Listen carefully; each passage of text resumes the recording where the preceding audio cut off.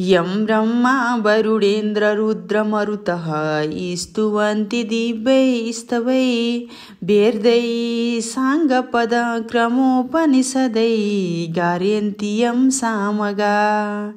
ध्यानावस्थिता तद्गतेन मनसा पश्यन्ति यं योगिनी यस्यन्तं न विदुषुरासुरगणा देवाय तस्मै नमः। श्रीमन्चन्दनचर्चितोज्ज्वललपु शुक्लाम्बरा मालालङ्कृतकुण्डलापर्विलसन्मुक्तावली शोभिता सर्वज्ञाननिदानपुस्तकधरा रुद्राक्षमालाधरा वाग्देवी वदनाम्बुजे वसतु मे त्रैलोक्यमाता शिरम्। मूकं करोति वाचालं पङ्गुलङ्घयते गिरिं यत्कृपातहं वन्दे परमानन्दमाधवम्। नमो भगवते तस्मै व्यासायामिततेजसे यस्य प्रसादादच्छामि नारायणकथामिमाम्। नारायणं नमस्कृत्य नरं चैव नरोत्तमं देवी सरस्वती व्यासं ततो जयमुदीरयेत्। श्री स्वस्थानी परमेश्वरी की जय। अथ चतुर्दशोऽध्याय। कुमारजी आज्ञा गर्नुहुन्छ हे अगस्त्य मुनि। श्री महादेव र पार्वतीको विवाह सम्पन्न भएपछि पार्वतीले आनन्दमनले श्री महादेव प्रसन्न भएको बेलामा नम्र स्वरले हातमा श्री स्वस्थानी भवानीको प्रसाद 8 रोटी 8 अक्षता 8 बेली पुष्प 8 यज्ञोपवीत 8 पान 8 कुडका सुपारी सगुण समेत ल्याई भन्नुभयो, हे स्वामी अब मेरो तपस्या पूर्ण भयो। केटाकेटीदेखि हजुरलाई स्वामी पाऊँ भनी तपस्या गरेकी थिएँ। पार्वतीले श्री महादेवको हातमा त्यो स्वस्थानीको प्रसाद चढाई साष्टाङ्ग प्रणाम गर्दै फेरि भन्नुभयो, हे भगवान श्री स्वस्थानी भवानीको व्रतका प्रभावले मैले हजुर जस्तो स्वामी पाएँ। हे प्रभु यो ब्रह्माण्डमा कोही दुखी छन्, कोही दरिद्र छन्, कोही पापी छन्, कसैका सन्तान छैनन्, कसैका स्त्री छैनन्, कसैका पुरुष छैनन्। श्री स्वस्थानी भवानीको यो व्रत प्रकाश गरिदिए सबैको उद्धार होला भनी मेरो मनमा लागेको छ। यसको उपाय बताई बक्सनुहोस्। पार्वतीको यस्तो वचन सुनि श्री महादेव आज्ञा गर्नुहुन्छ, हे पार्वती दुखी दरिद्रमाथि तिम्रो त्यस्तो दया भएको देख्दा मलाई खुसी लाग्यो। तिमीले सबैको हित हुने कुरा विचार गर्यौ। म यसको उपाय बताउँछु, लौ सुन। अहिले नै अश्वत्थामा ऋषिलाई बोलाएर रसातल पातालमा पठाउँछु। त्यहाँ उनले दुखी दरिद्रलाई श्री स्वस्थानीको व्रत विधि सिकाउनेछन्। महादेवबाट यति आज्ञा भएपछि पार्वतीले अश्वत्थामा ऋषिलाई बोलाउन पठाउनुभयो। अश्वत्थामा ऋषि आएर श्री महादेव र पार्वतीलाई साष्टाङ्ग प्रणाम गरी बिन्ती गर्न लागे, हे भवानी, हे शङ्कर, मलाई के कामले बोलाउनु भयो सो आज्ञा गर्नुहोस्। पार्वतीले यति सुनेर भन्नुभयो, हे अश्वत्थामा, तिमी रसातल पातालमा जाऊ र त्यहाँ जो दुखी छन्, दरिद्र छन्, जसका स्त्री छैनन्, जसका सन्तान छैनन्, तिनीहरूलाई यस्ता विधिले श्री स्वस्थानी भवानीको व्रत गराएर आऊ। पार्वतीले अश्वत्थामालाई विष्णुले आफूलाई बताए व्रतको विधि बताई बिदा दिनुभयो र अश्वत्थामा ऋषि खुसी भई श्री महादेव पार्वतीलाई साष्टाङ्ग प्रणाम गरी त्यहाँबाट रसातल पातालमा गए। रसातल पातालमा पुगेर दुखी दरिद्रलाई श्री स्वस्थानीको व्रत विधि सिकाइ गर्न लगाउनुभयो। श्री स्वस्थानीको व्रतको प्रभावले ती व्यक्ति पनि सुखी भए। त्यसपछि एक दिन श्री महादेवले पार्वती कतिको चलाक रहेछन् हेर्नु पर्यो भनी आफू कसैले नदेख्ने ठाउँमा लुक्न जानुभयो। श्री महादेवलाई पार्वतीले नदेखि खोज्दै जाँदा लुकिरहेको अवस्थामा श्री महादेवलाई बल्ल बल्ल फेला पार्नुभयो र पार्वतीले आज्ञा गर्नुभयो, हे ईश्वर, हजुरले मलाई किन छली लुक्न जानुभयो? म सुन्दरी भइन र कि म मन परिन र कि? यस्तो प्रश्न गर्दा श्री महादेवले केही नबोली मनमा विचार गर्नुभयो, यी पार्वतीले मलाई अब यसै छोड्ने भएनन्, फेरि अर्को रूप लिएर वन विहार गर्न जानु पर्यो भने त्यहाँदेखि अन्तर्ध्यान भई नेपाल खण्डको श्लेषमान्तक वनमा जानुभयो र एक किराँतको रूप लिई शिकार गर्दै हिँड्न लाग्नुभयो। फेरि पनि श्री महादेव अन्तर्ध्यान भएपछि पार्वतीले मनमा साह्रै दुःख मान्दै श्री महादेवले मलाई किन छल्नुभयो, कहाँ जानुभयो भनी मनमा चिन्ता गर्दै ध्यान दृष्टिले विचार गर्नुभयो। श्री महादेवले किराँतको रूप गरी श्रेष्ठ मान्तक वनमा शिकार खेली हिँडेको चाल पाएर पार्वतीले विचार गर्नुभयो, म पनि श्री महादेवलाई छल्नका निमित्त त्यहीँ जान्छु भनी अत्यन्त राम्री किराँतिनीको रूप धारण गरी श्लेष मान्तक वनमा जानुभयो। त्यहाँ गएर एउटा ठुलो वृक्षको मुनि बसिरहनुभयो। श्री महादेव पनि वन घुम्दै घुम्दै त्यहीँ आइपुग्नुभयो र किराँतिनी रूप पार्वतीलाई देखेर बहुतै मोहित हुनुभयो। तर पार्वती भनी चिन्नु भएन र सोध्न लाग्नुभयो, हे सुन्दरी, तिमी को हौ? देव कन्या हौ कि यक्ष कन्या हौ, नाग कन्या हौ कि अप्सरा हौ? मैले हेर्दा त तिमी जस्ती राम्री यो ब्रह्माण्ड संसारमा दुर्लभ ठान्दछु। फेरि एक्लै यो वनबीचमा आए किन बसिरह्यौ? बाघ हात्ती जस्ता वन्यजन्तुको डर पनि कति नमानी यो घनघोर वनमा निर्धक्कसँग बस्नुको कारण मलाई बताऊ। किराँत रूप धारण गरेकी पार्वतीले श्री महादेव यिनै हुन् भनेर चिनिहाल्नुभयो र मन मनले दण्डवत प्रणाम गर्नुभयो। हे महादेव, कस्ता तरहसँग आउनुभएको थियो भने बायाँ हातमा धनु र दाहिने हातमा त्रिशूल लिएका, सर राख्ने ठोक्रा काँधमा राखेका, सर्पको गहना लगाएका महाभयङ्कर मूर्ति भएका यस्ता किराँती रूप महादेवलाई देखेर पार्वतीले भन्नुभयो, हे किराँत, म यहाँ बसेको धेरै वर्ष भयो। किराँतिनी हुनाले बाघ हात्तीको डर मलाई कति पनि लाग्दैन। तपस्या गरेर बसेकी छु। यस्ता तरहसँग दुई स्त्री पुरुष बीच अनेक कुरा हुँदै साँझ पर्यो। किराँत रूप श्री महादेव आज्ञा गर्नुहुन्छ, हे सुन्दरी, तिमी पनि एक्लै छौ, म पनि एक्लै छु, हामी दुवैजना यहीँ बास बसौँ। यति श्री महादेवले भनेको सुनि पार्वतीबाट आज्ञा भयो, हे किराँत, तिमी लोग्ने मानिस, म स्वास्नी मानिस, यस्तो वनको बीच कोही नभएको ठाउँमा कसरी एकै स्थानमा बास बसौँ? फेरि लोग्ने मानिसको विश्वास पनि हुँदैन। राम्री केटी देखेपछि घर परिवार आमा बाबु सबै बिर्सन्छन्, त्यसकारण एकै ठाउँमा बास नबसौँ। किराँतिनी रूप पार्वतीका कुरा सुनेर किराँत रूप श्री महादेवले भन्नुभयो, हे सुन्दरी, त्यस कुरामा केही सन्देह र डर नमान भनी चित्त बुझाउनुभयो। त्यस दिन दुई स्त्री पुरुष त्यस वृक्षको मुनि बास बस्नुभयो। यस्ता तरसँग बस्दा बस्दा केही दिन बित्यो। पार्वतीका मनमा लाग्न थाल्यो, यसरी बसेर कति दिन निर्वाह गर्ने हो? भोलानाथ त यसरी नै बसेर दिन बिताउन पनि सक्नुहुन्छ।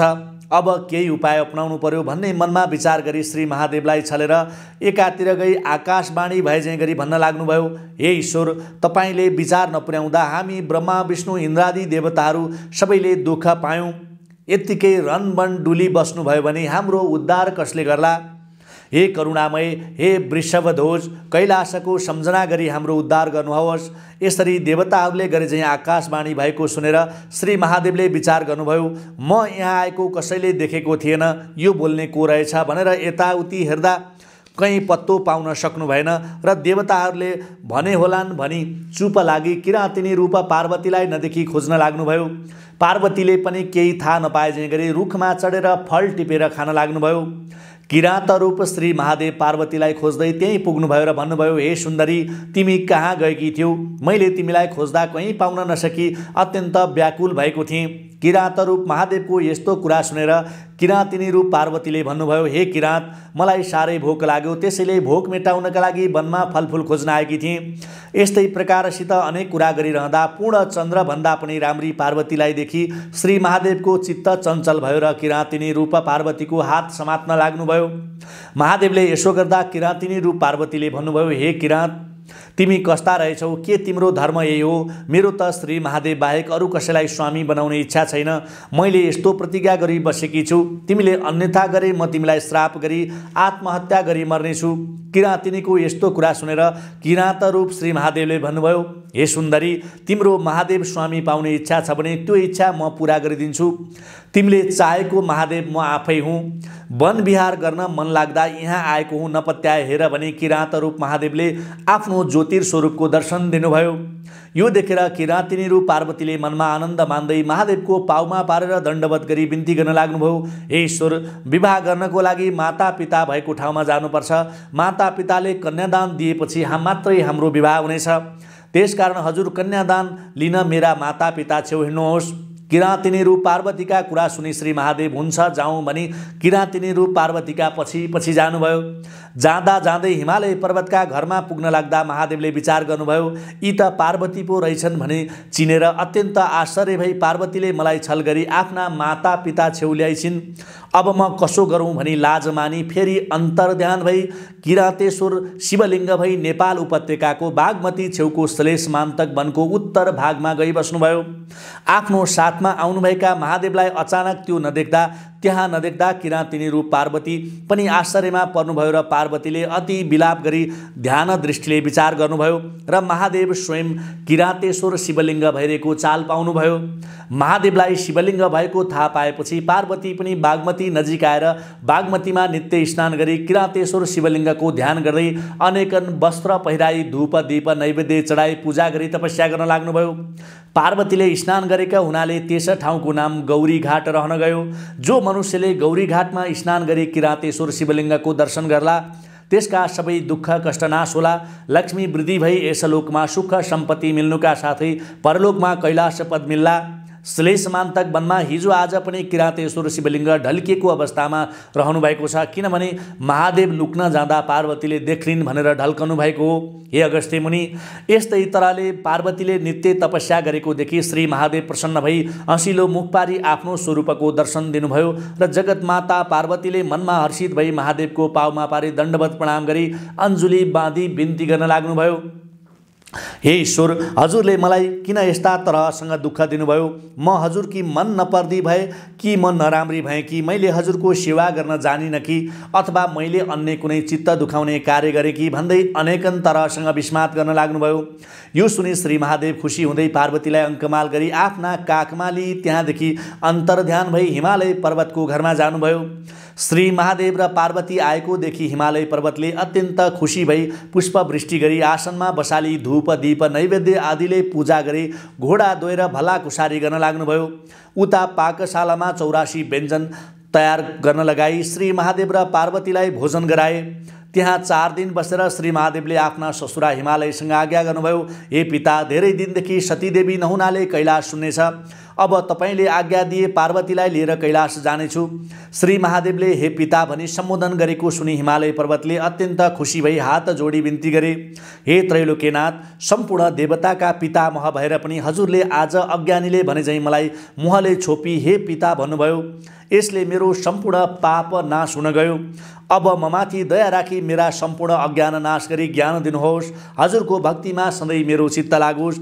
त्यसपछि श्री महादेव र पार्वतीलाई नाना वस्त्र अलङ्कार पहिराई सिंहासनमा बसाएर 16उपचारले पूजा गरी भोजन गराई स्तुति गर्न लागे।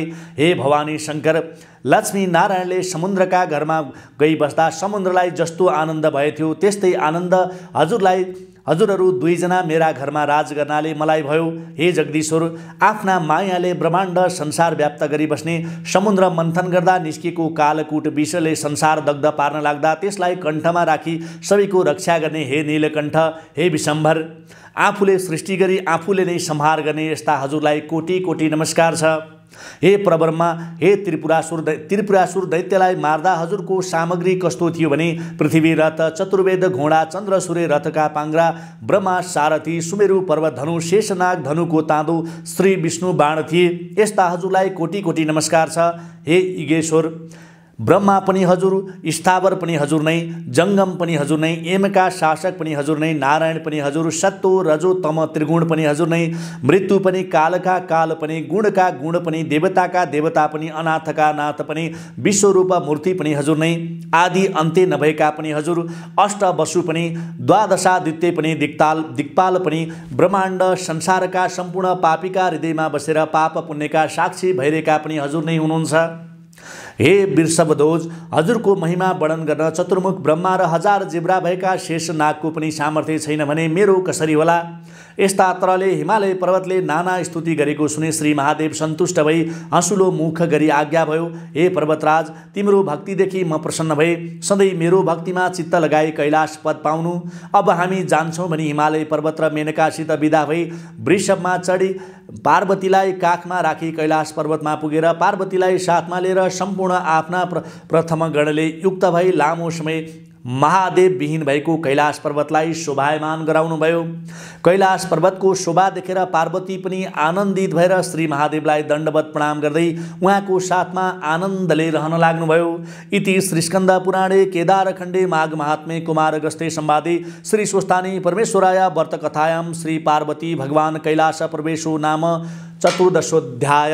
श्री स्वस्तानी परमेश्वरी की जय। उपनयतु मङ्गलं व सकल जघन मङ्गलालय श्रीमान् दिनकर किरण निबोधित नव नलिन दल निवेक्षणः कृष्णः काले वर्षतु पर्जन्य पृथिवी सस्यशालिनी देशोऽस्यं क्षोभरहितो ब्रह्मणा सन्तु निर्भया अपुत्रा पुत्रिण सन्तु पौत्रिण निर्धना सधना सन्तु जीवन्तु शरदं शतं तत्रैव गङ्गा यमुना च तत्र गोदावरी सिन्धु सरस्वती च तीर्थानि सर्वाणि वसन्ति तत्र यत्राच्युतो द्वारकथा प्रसङ्ग या कुन्देन्दु तुषारहार धवला या शुभ्रभ्रष्टावृता या वीणाौरदण्डमण्डितकरा या श्वेतपद्मासना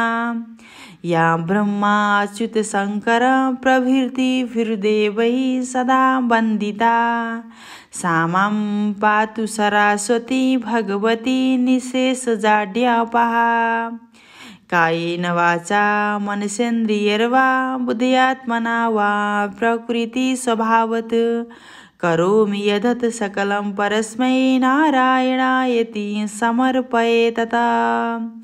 श्री स्वस्तानी परमेश्वरी की जय।